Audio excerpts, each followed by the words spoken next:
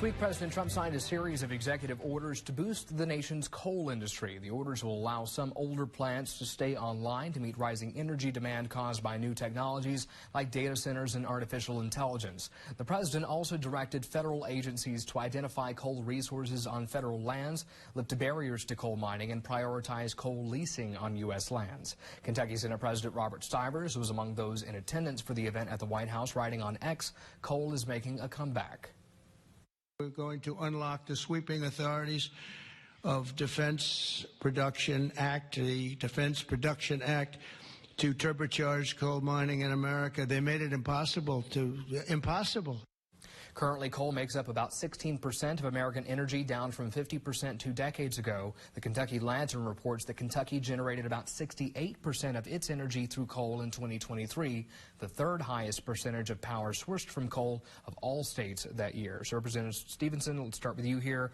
This is contradicting the dim messaging on this particular issue for years. So how do state Democrats, balance the argument of around coal in a state that's very reliant on it? I think we have to be two-headed about it. We must support our coal industry, and we must support our coal miners.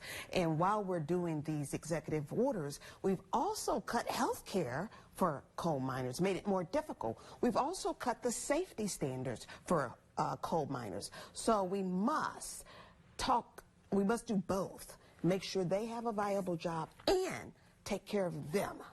Representative Lockett, your thoughts on that? And generally, coal was once considered a cheap option. Is that still the case? Well, I'm excited about the executive order because I agree with Senate President Stivers that coal is back. And it's important because coal is such a driver in our economy in Kentucky. It's time to turn the page on the failed policies of the past where we look for alternatives. We shut our coal down here in the state, and for our families, for our coal miners, for a less expensive form of energy that can drive our economy, it's time that we get back to coal.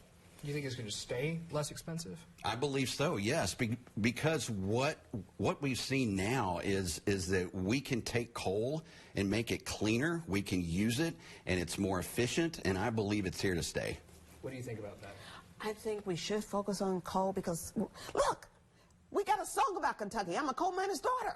So we should focus on that and follow the money. If you have other forms of energy that price coal out of the business and charges our eastern residents more money, we need to deal with that. Bring up coal so they can have enough money to do the things they need to do in the mines. And at the same time, look at why we have people in eastern Kentucky paying so much for other forms of energy. Would you like to see the coal industry turn around? Absolutely. We're part of Kentucky.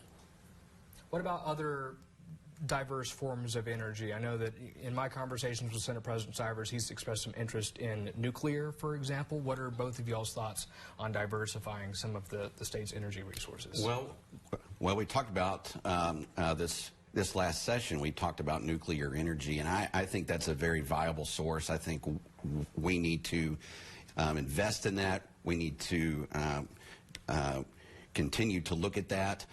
In addition to coal, my personal thought is I think we look at everything. We look at all sources. We look at coal to say this is a less expensive form of energy, one that creates jobs in our state, encourages our communities. Let's go after it. Let's go after it hard, go after nuclear, and keep going. All right. Thank you both for your insight. We'll be right back.